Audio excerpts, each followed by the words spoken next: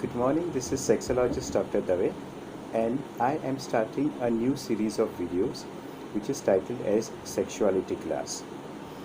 All these videos will be aimed at educating young men and women about human sexuality. Now, the topic of today is why do we need to study human sexuality? So today in this video, we'll be discussing the first reason why we need to study human sexuality.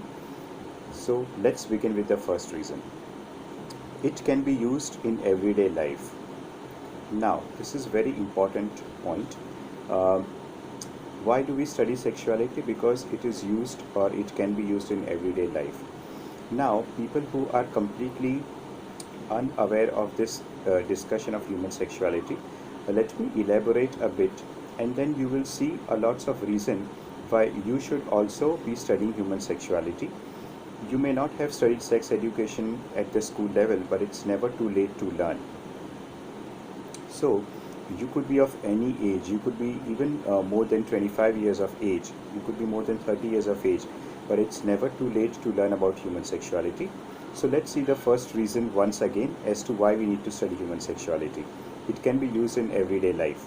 Now let us see how you can use the knowledge of human sexuality in everyday life. Take the case of wet dreams. Now, I remember so many boys, so many of my own friends when I was in school, they were horrified at the first sight of a wet dream. Now, if they had a little bit of knowledge of human sexuality, they would not have been terrified and would have considered a very normal process of growing up. Then take the case of menarche. Even girls who are not told anything about menstruation tend to get very frightened, thinking that it's a big disorder in their body once they see spots of blood in their panties. Now, this could be a warning sign. This could have been avoided if they had a little initiation into sex education matters. Even things like erections. Boys sometimes feel very embarrassed when they get erections. Or even things like fantasies. Some men and women think that fantasies are very abnormal, but if you have the right knowledge of sexuality, you would know that fantasies are a very normal part of every man or a woman who has a sexual mind.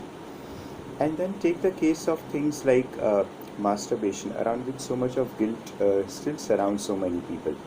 So with simple knowledge of human sexuality, this guilt around masturbation could easily be removed from the minds of men and women, even though they may be educated. And then take things like the penis size, the breast size. All of these create a lot of anxiety in the minds of young men and women because they are not sexually literate. So once they use this newly gained knowledge of human sexuality, they would not have these myths about penis size and breast size and would not be stressful on account of those things. Again, the use of pads or sexual hygiene, especially when a woman is menstruating, or sexual hygiene in case of young men who are uncircumcised and they need to maintain sexual hygiene around the glans penis. So all those things can easily be understood, appreciated and followed if this basic guidance about these things are given to young men, teenagers especially. And then what about the body changes in boys and girls?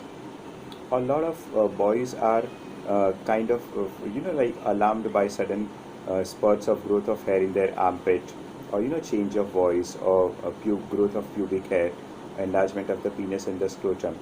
They are very embarrassed to discuss these changes, and most of the time these discussion happens in laughter and in the form of jokes, which of course is not educative in nature.